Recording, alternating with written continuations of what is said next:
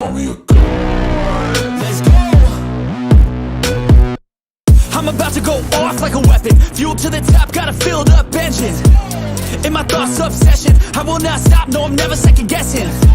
I got a God complex. Haters love to hate, but I never feel pressed. Got a lot on my plate, but I never get stressed. I'll take all the pressure like I'm acing this test. Tear it up like I'm Jason. I see the world like it's ready for the taking. I see this place like a game I'm playing. Straight to the bank to collect my payments. No negotiations, it's my way, I was born impatient. And like a damn Freemason, I'll run this nation. They call me a god. They call me a god. They call me a god. Hello guys, so for a lot of people this is probably like the best episode so far. And it probably is, yeah. Just, man, such great scenes in this episode. Like, man, I'd say the Genosha episode, was that episode 5 or 6? That's probably like second best. But this one, damn, definitely probably number 1 for me. Yeah. So I finally get introduced to Sebastian. Basically, he was behind Master Mold and those kind of androids from the original show, who have always been trying to kill them, and how he's finally got a plan that's finally gonna defeat the X-Men and stuff, and stop the mutants from being on top. So yeah, he's come up with this master plan to control all mutants. And by the end of the episode, it seems like he's kind of succeeding, and at the same time we get to see Charles come back, which is cool. By the end of the episode, to me, my X-Men and Magneto, yeah, he ends up getting free, which is cool. So there's a chance they can all team up together and unite. yeah, just got to see them all together again. Same with Storm, because we didn't even get to see flipping Storm until, I guess, when Charles is calling her, like basically calling all the X-Men at that point when he comes back at the end. Yeah. And there's, I guess, Scott and Jean are also dealing with their son Cable, realizing that's their son the whole time. And how Cable's been trying to stop all these futures from happening. Like, he's tried so hard to stop Genosha from happening, but there's always something that stops him from being able to make it. I just wonder what that would actually be. Like, what's actually stopping him from making it? Like, every time he gets close, he just gets, resetted back. And there must be some kind of force that's stopping him from being able to interfere. Yeah. And I guess the X-Men are just trying to learn about Sebastian, which they end up finding out his backstory and stuff. Yeah. And how he's been able to turn all these humans into flipping androids, even his own mum at some point when they go to his old house. Yeah. And they find out that Charles is back and that the X-Men was just lying the whole time, so that could end up messing things up for, mutant rights right now. Yeah, thinking Charles was dead this whole time, and now they think that the X-Men lied the whole time, even though they had no idea if he was truly still alive. They just hoped he was. Yeah. Since at the end of the original show, I guess it looked like he was dead, but they at least had something to kind of keep him alive, and we wasn't 100% sure if he survived or not, I guess. And was it by the time we get to like the later episodes, we get to see that he's actually alive and he's with the Empress trying to rule, but he wants to help his X-Men now because they're in danger, and that's when they let him. Well, I don't even know if they let him come back. He just wants to, because it's his X-Men, man. The most important thing to him. So yeah, that causes some problems, and you got Jubilee and her boyfriend. You're not really getting along with the mum, and she's just a bitch anyway, especially by the end, where she lets flipping android take her son and Jubilee when they're trying to escape from them and they're in the mall and stuff. Yeah. And Wog's just out cold right now after the previous episode when Trask turned into a flipping android and just destroyed the X-Men, especially Wog. Obviously didn't kill him, but Wog's just fully out of it. Yeah. And Netcoder's basically taken over as Gambit for now. Like, they've given him like a big bond, but it's more like brother and sister instead of possible, relationship. Yeah. He just looks out for her, I guess. And we get to see a cool scene with him and Wolverine, because people have been waiting for Wolverine to finally do something in this show, and that's because of the ones who grew up with Wolverine in the X-Men films probably. Because it was Scott who was the one who used to be left out of big moments most of the time. Like, he was pushed aside for Wolverine in the movies. But in the 90s show, like, he was the one who actually got more spotlight. Yeah. Flipping even Jubilee got more spotlight than Wolverine at some points in the original show. Yeah. And this person also, I guess, is trying to make her feel more important. Even though, to me, she's not really quite there yet, but they've actually made some progress with this show compared to the original show. Yeah. But yeah. It's just good that Nightcrawler's actually a part of the main cast now, but it just sucks we have to lose someone to be able to get Nightcrawler. Yeah. Rip Gambit. And I guess they revealed that the one that Charles was working with before, she actually is aware of what's going on, and I don't know if she's kind of working with them or being forced to work with them, and she kind of blames herself when she ends up finding out Magneto's alive, and unless she already knew and she actually helped him get captured and stuff. I don't there's no way she actually approved it anyway. Like, nah. By the end, we know that she wasn't like working with the bad guys, but she just ends up finding out, I think, right?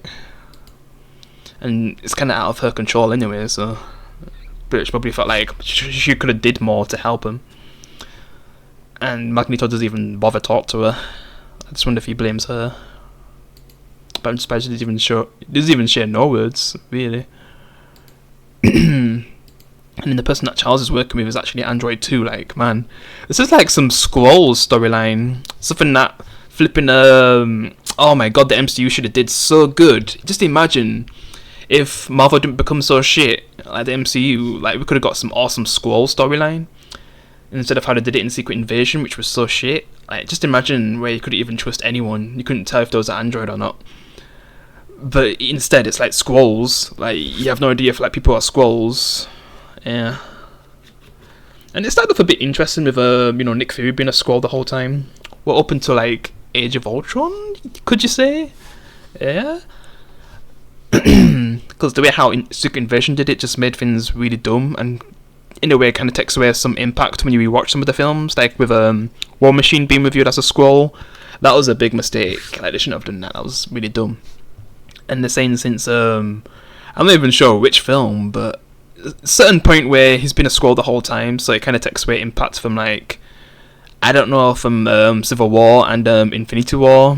You know, what happened to them? I mean, what happened to War Machine in those films? Kind of takes away impact because you know it's not the real words, I guess. Yeah. And I don't know if the real one's in space or something. Yeah. Like Nick Fury, just chilling. But the real one finally comes down in that shit show and just destroys Nick Fury in that show. Let's not talk about trash. Let's talk about this good show. That's just having banners after banners. Yeah. Because you had to go to his house to find out about Sebastian's childhood, where he had the ability to, like, I don't know, see inside of machines or something. I don't fully know how his power works, but it helps him make Master Mod and all that exist to be able to do what he's basically done now. And I don't know when his mum turned into an android. He either killed her or she was already dead and just made her an android. Yeah. Because man, when she attacks him, I was like, damn, this kid is dark. Yeah. Because I guess in school, like, he was just hearing things, I guess. And could see other androids. And it just made him maybe go crazy and just want to take out all mutants, I guess. I don't know if I'm fully piecing the story together. And now he's grown up and he has, like, connections to all these super villains. Like, you actually get to see flipping Doctor Doom, which, just imagine if they brought back the old Fantastic Four. I hope we get back 90s Spider-Man. I just want it so bad, especially after this episode with what we kind of see at the end. Yeah. Yeah, he has connections to all these villains and stuff. Yeah, it's pretty cool. I think at some point you see Zemos, if I think that's who it is. Yeah, like a Captain America villain. But yeah, just seeing what he's doing to flipping mutant haters. So basically humans that hate mutants, they decide to, like, make them weapons against the mutants. Yeah, so you kind of see some of the people from, like, the early episodes who was trying to go against the mutants, and now they're basically androids, and I guess trying to take out all the mutants, and they end up going after people in the expansion. Yeah, it gets crazy by the end. Like, damn. those last few minutes. It's like every time we get to the last like 5 to 8 minutes, things just get so crazy. It's so chaotic. Yeah. Hank gets knocked out by the person he thought he could trust because she's an android. Yeah, it just gets crazy, man. You know, them trying to escape from the mall. Yeah, it gets crazy, man. Just them attacking the flipping X Mansion and Wolverine and Nightcrawler fighting together. Such a good scene. And for the first time, we actually get to see how it must feel like when you're teleporting with Nightcrawler. Because Wolverine's like stabbing one of the enemies and he ends up getting teleported, and you actually see how it probably feels when you're teleporting. Like, man, so cool. Never thought I'd see that. Yeah, just such a cool fight scene when they're fighting together. Done so well. For a second, with the classical music, I thought it's going to turn into like an X2 scene. Like, man, but it was still pretty good though. Yeah. And I'm just trying to escape, but then they end up getting captured anyway, because I guess the guy's mum just lets him get captured, which, you know, she's a terrible mum. Yeah. They end up getting outnumbered, so they have to abandon the jet. And Jean just makes a joke about Hank being pissed because it's the third time they've lost the jet again. Yeah. So I guess they escape in the Porsche, X2 style. We just get some cool scenes between, I guess, the family. Lol. You know, with Cable being here and knowing that's basically his mum and dad. Even though Jean, that's just a bit complicated because his actual mum is dead. Since that was Madeline, but yeah, the clone, so yeah. I mean, there's a bit awkward stuff with that, but yeah. Still feels cool, like it was a pretty cool scene, this scene, yeah. It's like I'm watching Incredibles or something with these three right now. These family members. Yeah. And then when he tries to get home to his mum, like, flipping the mum just lets him get taken away. It's just messed up, man. Yeah. And then the X Mansion just gets completely destroyed. But then Sebastian finds out from Mr. Sinister that Magneto escaped, thanks to one of Charles's allies, that woman. I always forget her name, and I'm just terrible. Because who knows if she's going to die at this point. She's kind of held prisoner. She gets a nice little speech, and then we just see that the whole world ends up getting screwed while Magneto's trying to escape. I just want to at least get the scene where you actually get to see Spider-Man. Yeah, the 90s Spider-Man, the one I want to come back so much. Like, goddamn. Like, when I just saw this, I was like, oh my god, I can't believe it's actually possible. We could see 90s Spider-Man again. Like, look at this.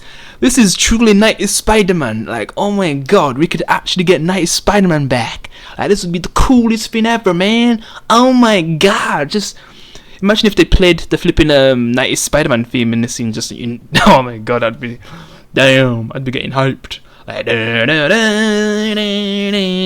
oh my god. Like, I just hope it happens, man. Just imagine if this is the only thing we get from 90s Spider-Man. Man, I just want to see that Mary Jane storyline come to an end. I just wish we get to see 90s Spider-Man come back, man. Please, God, please make it happen. Please get the person who made the show back too. Oh my god.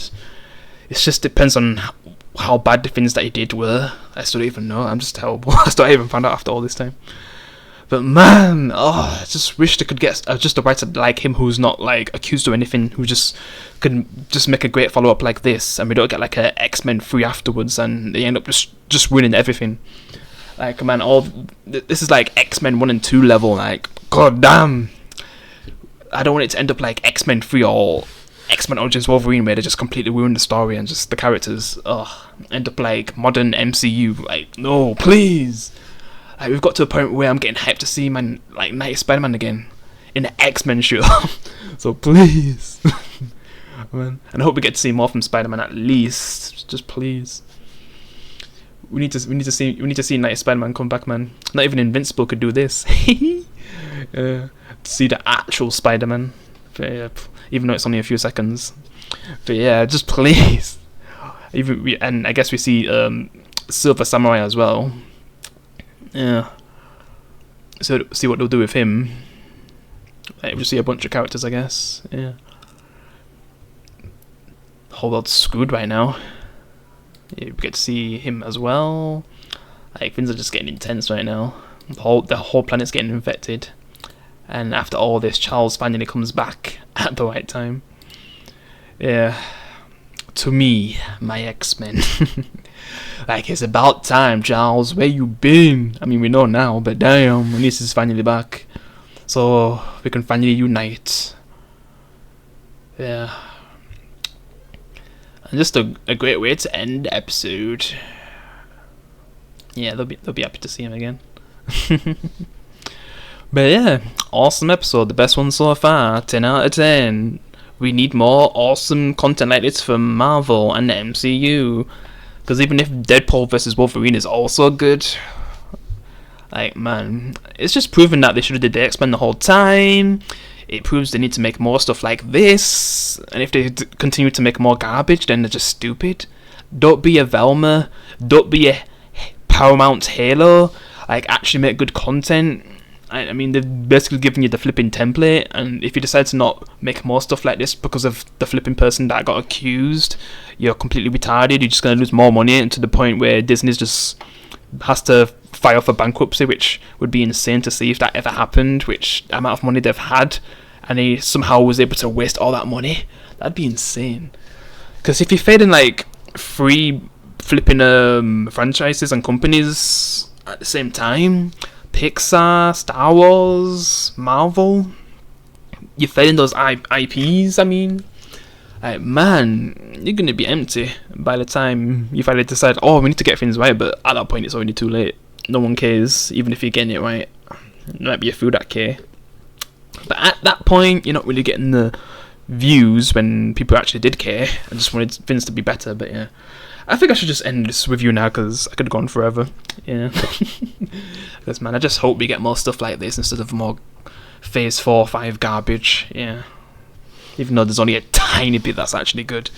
But yeah. Hope you enjoyed the review, guys. Hope you enjoyed the episode just like me. 10 out of 10. I'll see you in the next one. Peace.